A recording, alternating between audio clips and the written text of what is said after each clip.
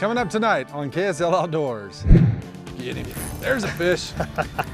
Jump into action, Ethan. The DWR has tagged hundreds of walleye here at Lake Powell to encourage you to come down and catch them. Plus, one of the most stunning and longest slot canyon hikes in Utah. I'm Adam Meikle, and it's a boys' trip to Powell. Coming up next.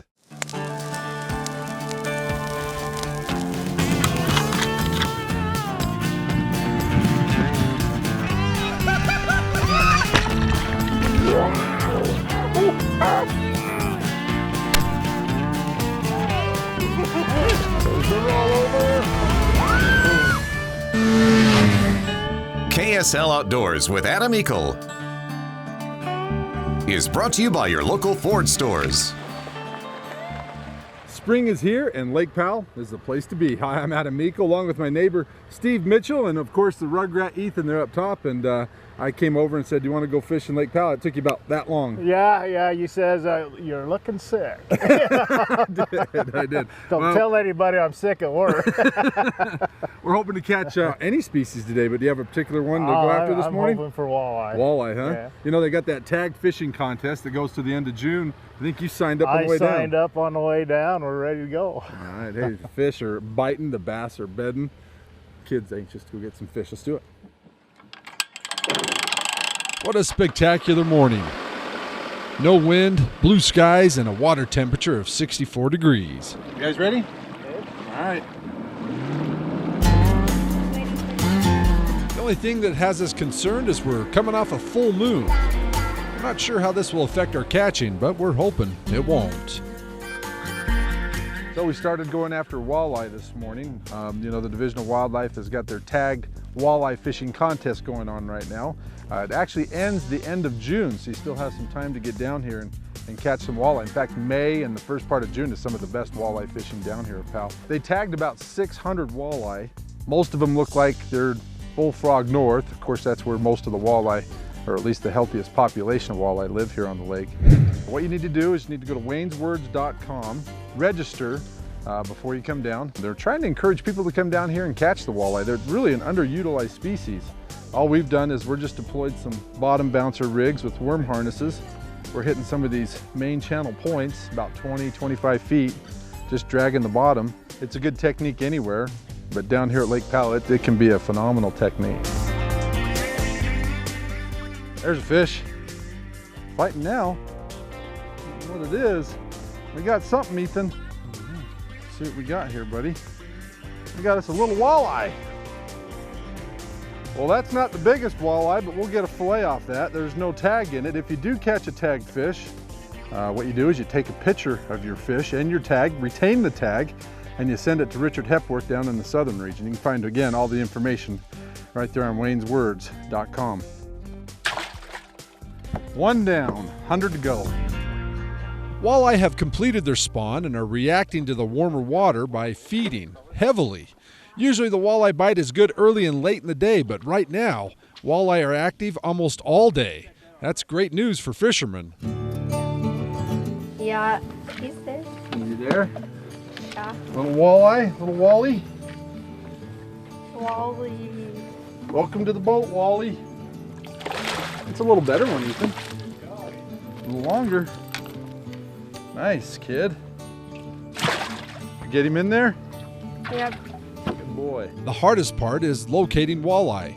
You'll find that the best walleye population resides mid-lake, say from the Escalante River arm uplake to the upper reaches to where the Colorado River empties into Powell.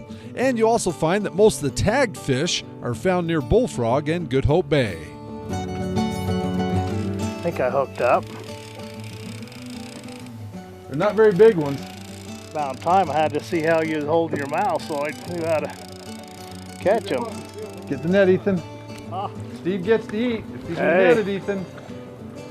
Get it. Good job. Thank you, Ethan. About time we hooked up. Oh, he's fighting now. Holy crud, I got a good something here, guys. Not a walleye, maybe it's a striper. Striper.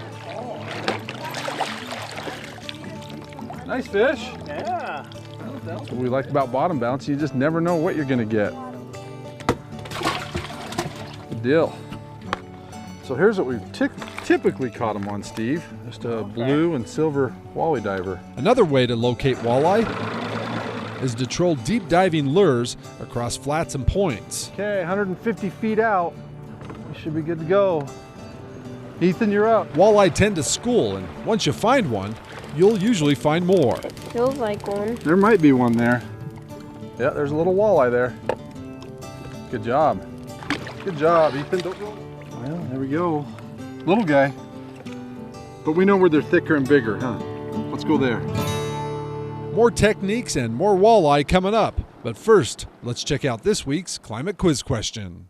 The Colorado River is the single largest source of water in the southwestern United States, as it is for Lake Powell. In 1922, 6 U.S. states signed the Colorado River Compact to officially allocate the flow of the Colorado River and its tributaries. Our climate quiz question is, can you name the 6 states in the Colorado River Compact? Now, once you know the 6 states, log on to our KSL Outdoors Facebook page, give us the names of all 6 states, and while you're at it, give us a like. We'll then randomly select and announce a winner on our Facebook page the following week. The winner set to walk away with a Climate Static V sleeping pad. And our answer to last week's question, which was, who is the Willard Bake Dike named after? The answer? The dike is named after Arthur V. Watkins, a former U.S. Senator from Utah who was essential in getting the Weber Basin Project passed through Congress in 1949. KSL Outdoors, powered by Ford. We'll be right back to Powell. KSL Outdoors is also brought to you by Sportsman's Warehouse, Fish Tech Outfitters, Utah State Parks, Burt Brothers, Climate, Intermountain Wind and Solar, The Cabins at Bear River Lodge, Trax Power Sports Rentals, and Camp Chef.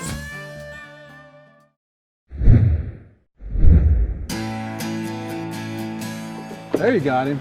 Walleye? I don't know. I think it's a smallie. It's fighting too hard for a walleye. Welcome back to Lake Powell. I'm guessing walleye. Oh, it is a walleye. Yeah. Nice one. Man, we're wrecking the walleye today. You know, if you're gonna come out here, right now, I would say till the end of May, early June, a lot of these walleye are on these main points just off the main channel. They're not in the back of the bays with the crappie and the largemouth. They're out here, they've put the feed bag on and they are hungry. And so are we, so luckily we're catching lots of fish. That's gotta be close to 20 walleye today. There's a fish. You know, my favorite technique to catch walleye is just using a simple single tail grub and a 1/4 ounce jig. Get him over here and just lift him in the boat. Or a 1/4 ounce jig with a 2-inch chunk of nightcrawler. Nice walleye. So Steve, I've been using a Kalin's single tail grub. You've got, what is that? It's a Gitsit, call it a G-tail. Uh-huh. And oh, G-tail, so it's got that, it looks like the G, so it really has a lot of action. G, it gives a lot of tail action on there. Yeah. And the scent has been pretty key. Yeah, I think so. Bang, combo. Seems to work. So what we're doing is we've found kind of a flat where some walleye are hanging out, probably coming in to feed. We're casting it out, using the trolling motor here to keep us out a ways. And that jig down to the bottom and slowly, slowly moving it just across the bottom. No night crawler, nothing, just a jig. It's a pretty light bite. No, he's back, he's back. Get him. There's a fish. Jump into action, Ethan.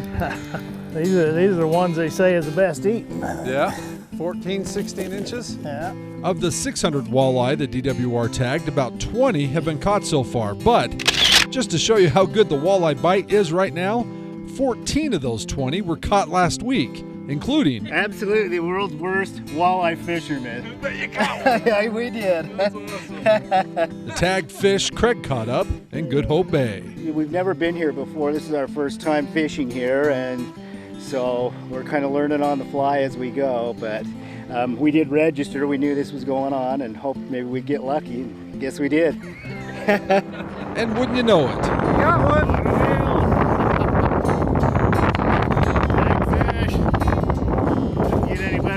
We went back the next day to our walleye spot and Steve caught one as well. Heck of a good thing. Good thing we signed up. Yeah, signed up on the way down. Oh, it's incredible. coming up. Absolutely spectacular. Jared takes us on the longest slot canyon hike in Utah. But first, back to the guys at Fish Tech for tonight's fishing report. They're small, they're slow, they're dumb, and trout love them. What am I talking about? Baby brown trout. Hi, Mickey Anderson from Fish Tech with this week's fishing report. Last year's spawn was really good and it filled the river with eggs. Those eggs have all hatched and there's millions of little teeny brown trout now. What you need to know about fishing these guys is where they're going to be.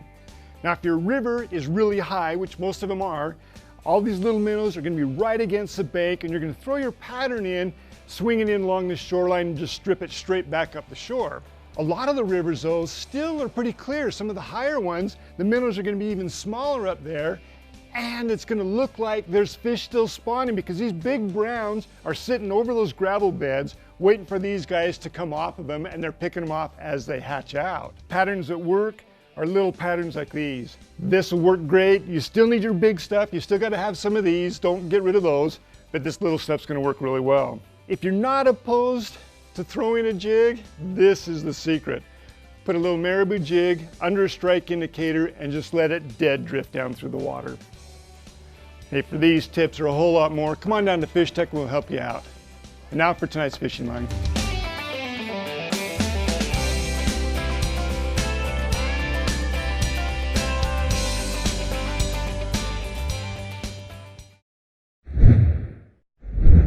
Welcome back to KSL Outdoors. I'm Jared Hargrave. Well, I'm down here on the Utah-Arizona border on a backpacking trip through cesspools. Man, that took a lot of water to do that. Extreme flash flood danger, and a 13-mile-long slot canyon. I've had this trip on my bucket list for a long time, and today, I finally get to hike through Buckskin Gulch.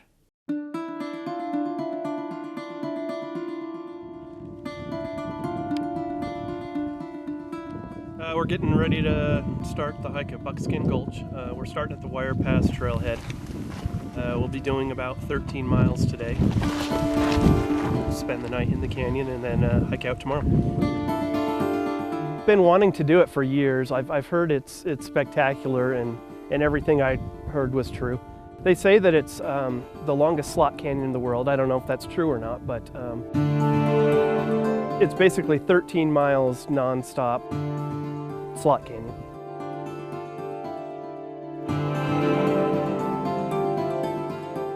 Once you get into the canyon, Buckskin itself, it gets narrow and it gets deep pretty quick, and it doesn't change for 13 miles. You know, this was an amazing experience. It was like the landscape was just nuts, and just coming here and just getting high on life and just with good friends, you know.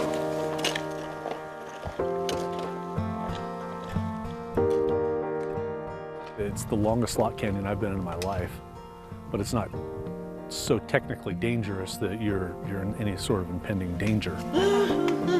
There's a couple technical sections, somewhat technical, where you have to do some down climbing, some scrambling over some rocks. You ready to go? And it's a lot of miles, a lot of tough miles for a dog. He did great though, I was really proud of him, but I would definitely recommend that anyone that goes in there with dogs to know what you're getting into and make sure your dog is very fit. A flash flood could cause issues. You definitely want to check the weather, and you don't want to go in if there's any chance of rain at all. And then looking overhead and seeing all these logs and how high the water level was. And it's like walking in the middle of a jigsaw puzzle, hoping that there's not an earthquake. What was your favorite part? Probably the cesspools. I think they're aptly named because the water stays down there. It's 40 degrees, but it actually adds a little depth through the hike. I love chocolate milk. It's like you're walking through this stuff, and it reminded me of being a Willy Wonka in the chocolate factory, just swimming in this chocolate goo. Can you show this to your wife? Past the cesspools, there's the Moki steps built into the rock wall. Put your left foot back and you got it. There you go. And a rope where you can pull yourself down. It's very challenging and technical, but fun. It's amazing. It feels like you're on another planet. It's something, you know, you'd expect to see on Mars or something. It's like you're in the belly of the earth for 13 miles for an entire day of hiking. You're out in nowhere, and then you don't come across anybody. And oh, it's incredible. Absolutely spectacular. I just love this state, you know? It's like God took a break on the 7th day and he said, no, I haven't created Utah yet, so it's a good place. Man, it is so cool in here. If you come to do Buckskin Gulch, definitely bring your camera. It is just photo opportunity everywhere. To camp overnight in Buckskin and Paria Canyons, you're gonna need a permit. Go to BLM.gov and search for Buckskin Gulch permit. I highly recommend you do this hike of a lifetime. And now let's go back to Adam for this week's Utah Field Guide. Just north of Hanksville is one of Utah's most unique and popular tourist destinations, Goblin Valley State Park, a secluded valley full of thousands of mysterious, mushroom-shaped hoodoos that are millions of years old. They were deposited during the Jurassic period in this muddy tidal flat, and then just erosion has peeled away the overriding layers and kind of sculpted these weird little hoodoos that we see today. I love this park because it's a natural playground. Where most parks you could just go and see things, this park gets you interactive with it. Kids love it. We've been able to improve a lot of the facilities. So we have this new visitor center. We have the new yurts, which are pretty exciting, and people can camp in those, which is really nice this time of year when it's, it's comfortable during the day, but can still get kind of chilly at night. The campground has heated restrooms and showers, and there's lots to do nearby, from ATV and mountain bike trails to slot canyons and plenty of hiking and exploring. For more information on your Goblin Valley adventure, check out stateparks.utah.gov. Oh, that one you had on. Well, the bite's been pretty consistent. The wind's been a little consistent. Ethan's been consistently hot, haven't you? Mm-hmm. We've even taken the kid out for a few dips. The weather's been pretty nice, though. Let's check out that recreation forecast now for your next outdoor adventure by turning over to the guys and gals in the weather department. Welcome back to KSL Outdoors. Has it been a while since you've gone fishing? If you don't own a license and want to get out and try your luck, well, you're in luck. June 10th is Free Fishing Day here in Utah, a chance to take the family fishing or perhaps wet a line for the first time. For more information, check out our outdoors calendar page at ksltv.com. Time now to turn it over to our gear guru, Jared Hargrave, as he checks out a new sleeping bag from our friends over at Climate. Thanks, Adam. While camping in Buckskin Gulch, I slept in the brand new Climate KSB 20 degree oversized down sleeping bag. Now, what makes this sleeping bag a little bit different from others are a few things. First, it has stretch baffles, which makes you more comfortable and they add warmth. It also has an anti-snag zipper, but what really makes this sleeping bag different are the perfect fit length locks. You can use the system to shorten the sleeping bag up to 15 inches. That way, if you're a little bit shorter, you can make the sleeping bag fit you no matter your height. For the new Climate KSB 20 degree sleeping bag or any other Climate product, check them out at climate.com. Now let's send it back to Adam for the snapshot of the week.